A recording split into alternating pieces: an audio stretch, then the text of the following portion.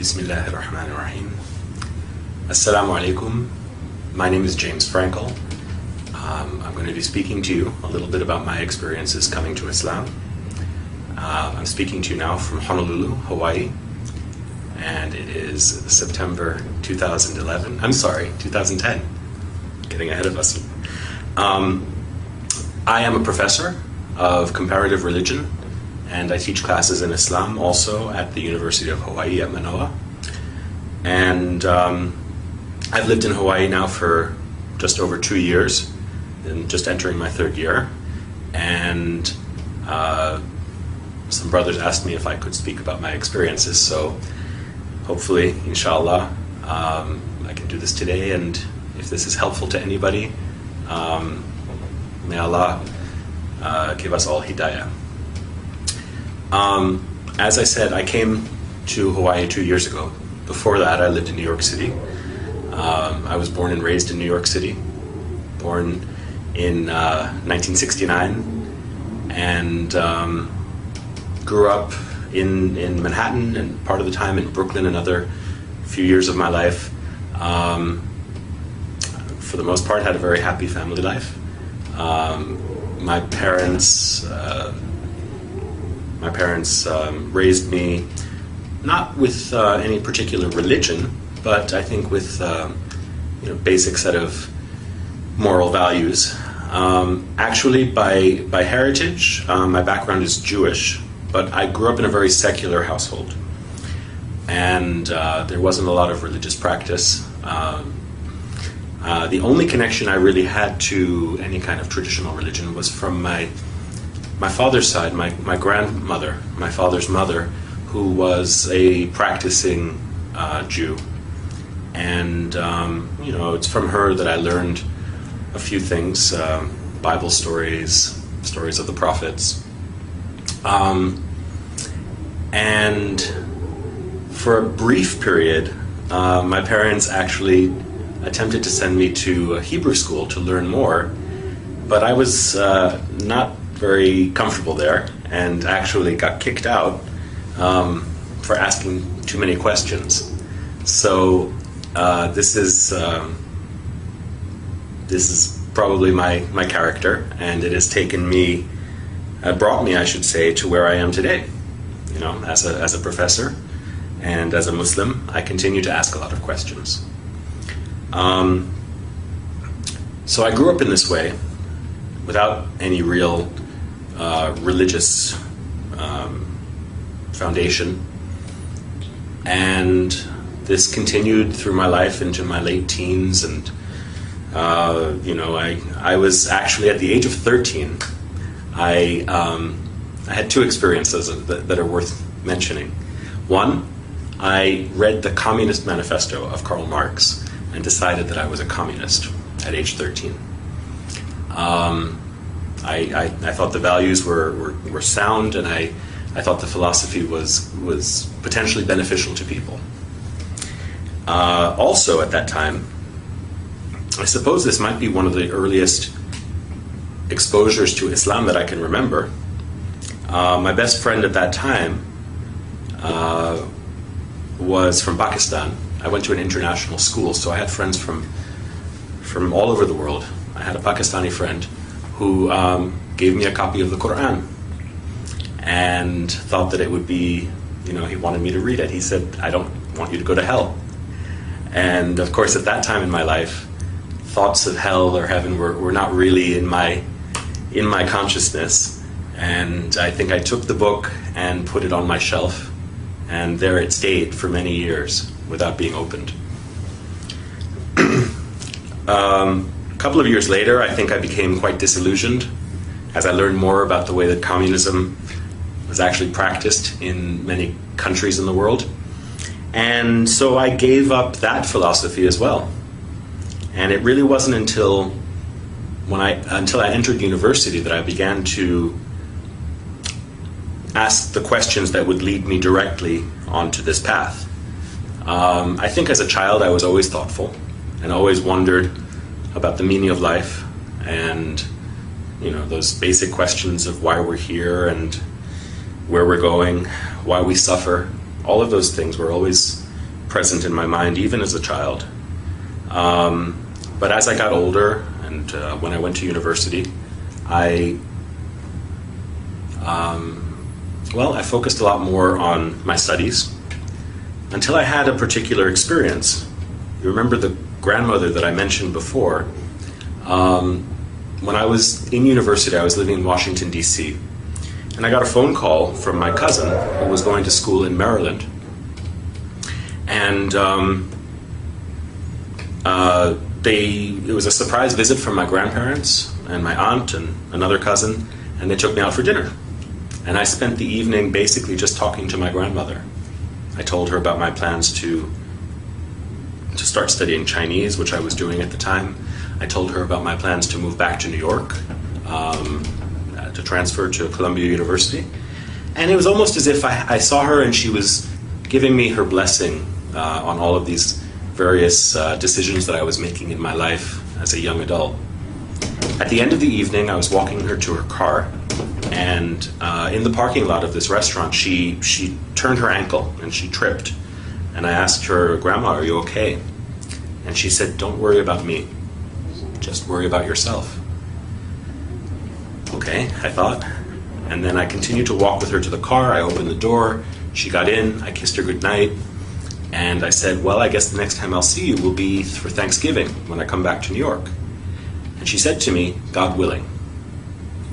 And okay, I didn't think much of it at the time. I closed the door and off they drove. My cousin took me back to my dormitory, and I went to bed. And early the next morning, I got a phone call, and it was my cousin. And I asked him why he was calling so early. And he said, there was no other way to say it. He said, "Grandma died." I said, "Really?" I thought he was joking, maybe. I said, "What are you talking about?" And he explained that she had a heart attack in her sleep. And of course, her final words to me, were echoing in my ears. I said, "I'll see you soon." And she said, "God willing." And I said, "Are you okay?" And she said, "Take care of yourself." So to this day, it was an unexpected visit, and of course an unexpected departure for her. And to this day, I can only wonder, about the meaning of that encounter with my grandmother, who, of course, as I said, was my only link to traditional religion. I went back to New York for the funeral, and it was a traditional Jewish funeral. And the rabbi who was giving the eulogy spoke about my grandmother and said, "Sarah was a rare treasure," he said. "She was like a jewel, and now God has taken this treasure back to him." I said, "Okay." That's what rabbis would say. When the rabbi came to my grandfather's house to pay his respects, I wanted to ask him some questions. I wanted to ask him questions about certain practices that are practiced in a Jewish home at the time of someone's death. And he told me, "Don't worry about those things." He said, "That's just tradition." I said, "Okay, then how about this? In your sermon, you said that my grandmother, I don't know how well you knew her, but you said that she was taken by God. So where is she? And for that matter, where will I go? Where will you go? Where do any of us go? And why are we here?" And all of those questions that well up in the human heart. And the rabbi, I remember very clearly, he looked at his watch and he said, "I have to go." And I don't think that he realized how angry that made me. I also don't think that he realized at that time that he set me on a course that would lead me to where I am today. Because I became very interested in those questions. And at first I thought I would try to answer those questions, paying respect to my grandmother's memory. I would try to find a Jewish community where I could answer those questions. But the communities that I found, and again, I was just 18 or 19 years old at the time, the communities that I found were not satisfactory to me. And I asked the question which I had asked many times as a child, is God only the God of the Jews? There are only 20 million Jews in the world, and yet there are billions and billions of other people. God created them also, right? So I began to study on my own. I began to read the Bible. And that summer, when I was in England, I was there for an internship. There were some Christians, some evangelical Christians, who sort of approached me and wanted to socialize. Of course, they also wanted me to accept their faith. I thought, okay, why not try Christianity? I've never really thought about it. And in reading the Bible, I came to develop a very strong feeling of love and respect for Jesus. But that extra leap that they wanted me to make to accept Jesus as my Lord and my Savior was not one that I could do. Jesus for me was more like a big brother.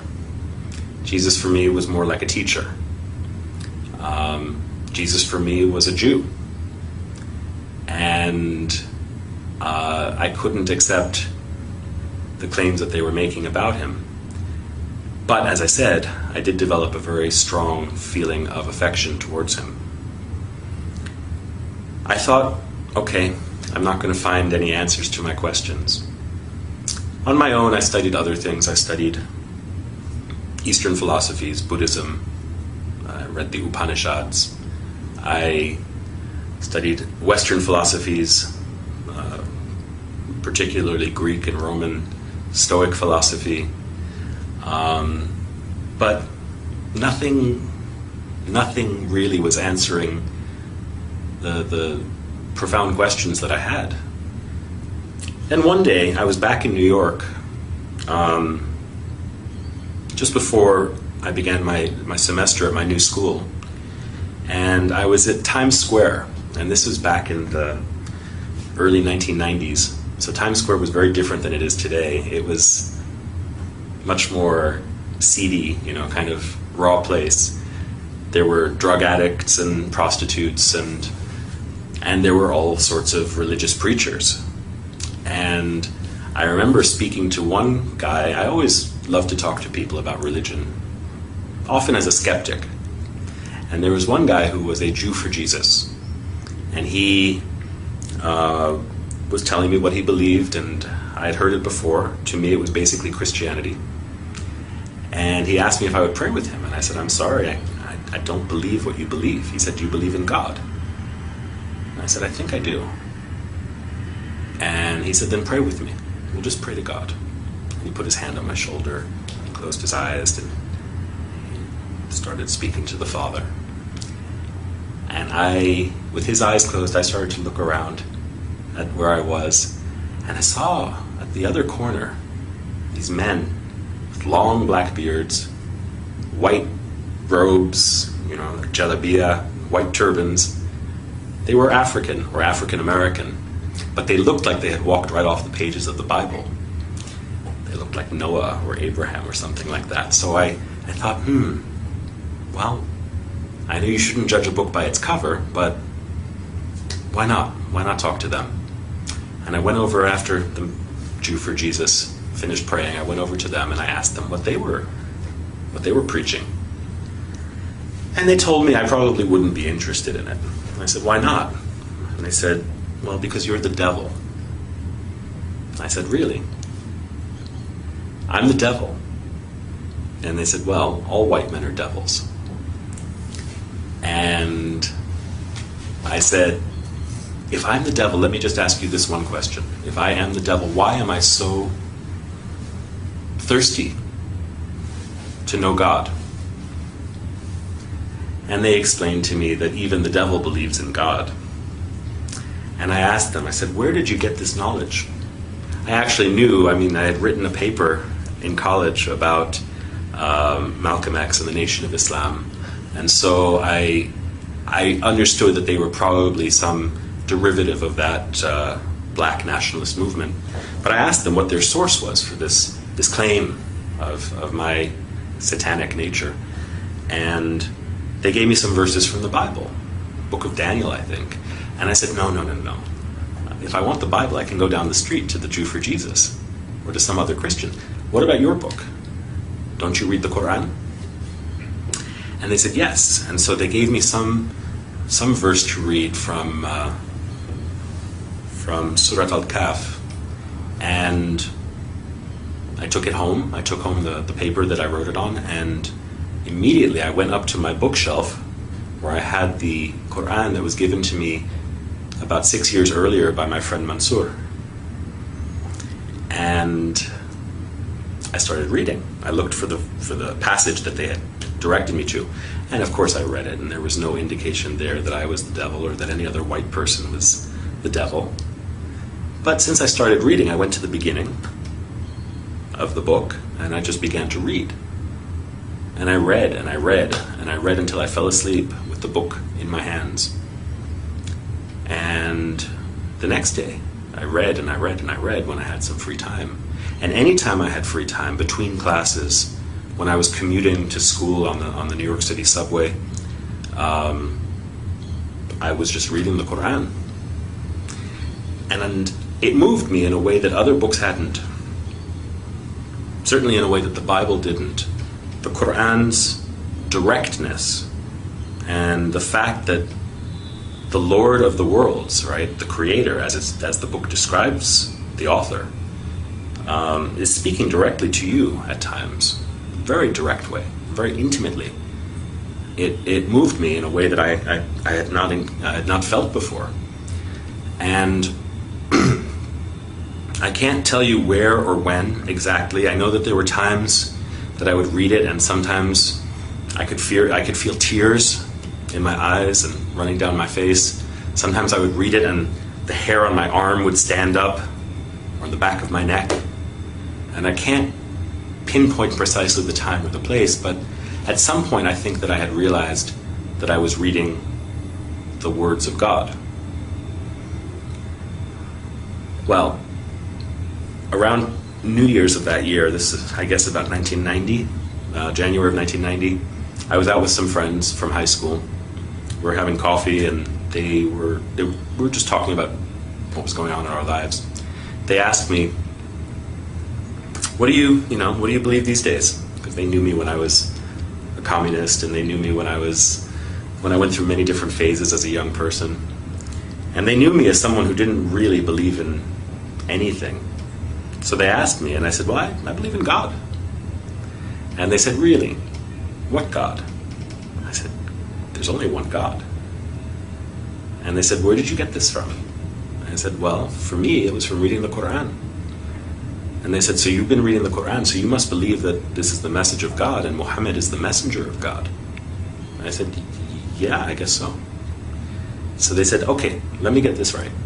You believe that there's only one God and that Muhammad is his messenger. I said, yeah, when you put it that way, I do. And they said, you're a Muslim. And I laughed. I said, I'm a Muslim? You're a Muslim. You're from Pakistan. I'm just a guy who believes in God. They said, no, you're a Muslim. If you believe that there is no God but the one God and that Muhammad is his messenger, you are a Muslim.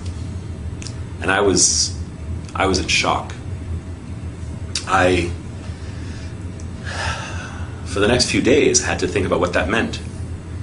And I contacted my friend Mansour, the one who had given me the Quran when I was 13 years old. He was at University of Pennsylvania, and he was working in the Muslim Students Association there, I think. I thought I'd heard that. And so I asked him if he could send me some literature that might, give an introduction to Islam, and also, the life and the requirements, I guess, of a Muslim. And he sent me a book or two, and one book in particular, Islam in Focus. I can't remember the author's name right now, but this book provided a very good introduction, not only to basic beliefs, but also to the 5 pillars of Islam. And I learned how to make salat. I learned how to pronounce the shahada. I learned how to make my wudu. All of these things from that book. And I started praying. I guess you could say I was a closet Muslim, because I was living in my parents' home at that time, and I would close the door and I would say my prayers. And even the first time that I ever fasted in the month of Ramadan, I did it completely on my own. I had no community. I just found out what time the sun would rise and what time the sun would set, and ate at the times that were permitted. And so for the first 6 or 8 months of my life as a new Muslim, I did this completely alone. And my guide was the Quran and the book of this scholar. And that's the story of how I embraced Islam, actually. At a certain point, I had to tell my family. And so this was sort of coming out of the closet. And one night at dinner, I was sitting with my family, and I told them, I said, I've been reading the Quran. They said, yeah, we know. We've seen you carrying it everywhere. And I said, I really believe it. And I said, what I've learned is that besides believing, there are certain practical implications of that belief, which I have chosen to follow also. So I guess that makes me a Muslim. My mother's reaction was very strong. She cried. And I think she asked herself, and probably looked at my father and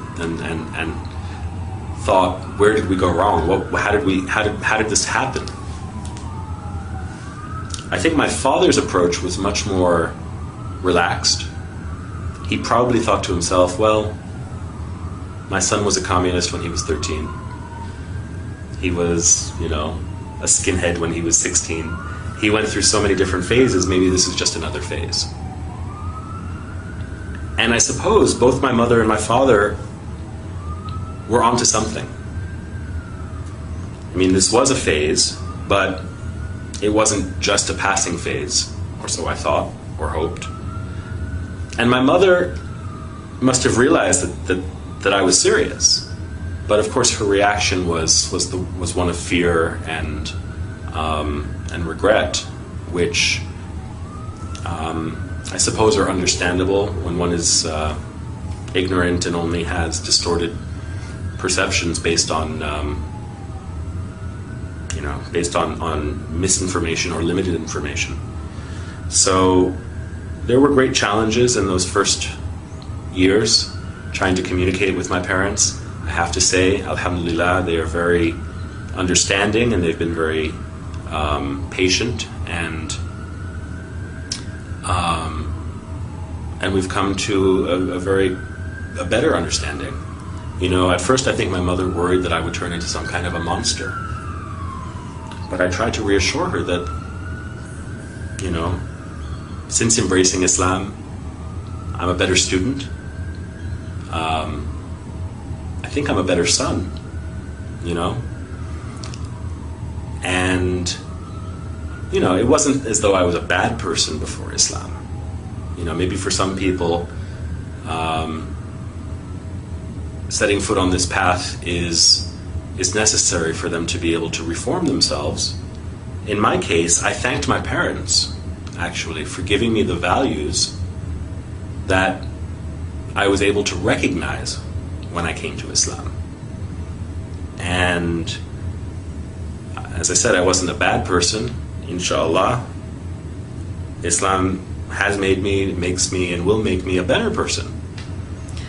So, everybody's path is different, how they get there, and even once they embrace Islam, everybody has a different way of understanding this path. For me, it has a lot to do with learning and knowledge. I think that the basic purpose of life, the basic purpose of Islam, is to gain knowledge. Knowledge of ourselves, knowledge of our world, of our universe, and knowledge of our intimate relationship with Allah. So this has propelled me into my career. I don't know that I would be a professor today if I hadn't become a Muslim. I'm not saying that everybody should be a professor, but for me it's been a long journey of learning and now teaching. Along the way I've gained a great respect and appreciation for other religions also, which I don't think I would have had I not had this grounding in Islam. And I think that something that new Muslims should take to heart is that, when one becomes a Muslim, one doesn't become a different person. Rasulullah sallallahu alaihi wasallam said that people bring to Islam what they had before. So even among his companions, there were people who had special talents or challenges, and these are ones that they would have to continue to work with or to work on after entering the path. So similarly, I think I can say that's true for me. There are many challenges, and life continues to have its struggles. It just requires patience. For me, this is almost a 20-year journey, and only Allah knows how and where it will end. So my advice to new Muslims, or even to people who have been Muslim for a long time, is just to bear with patience and see what Allah will surprise you with. Not with fear, but with love and with hope. If there are non-Muslims who are hearing me today, I think you owe it to yourself to know as much as you can about the things in the world around you. Islam is certainly present in the world. It's almost unavoidable in the news and in the world around us. And if you don't know any Muslims, probably will at some point. I think it behooves all of us to know each other. So, if you're curious, there are lots of resources out there. If you're in Hawaii, give me a call. I'm at the University of Hawaii at Manoa in the religion department, so if I can be of any help, let me know. And even to those people who are from Muslim families or who are, we can always increase in knowledge and in compassion and in love for each other. So it's that's my wish for all of you, and thank you for listening. With that, I say Assalamu alaikum wa rahmatullahi wa barakatuh.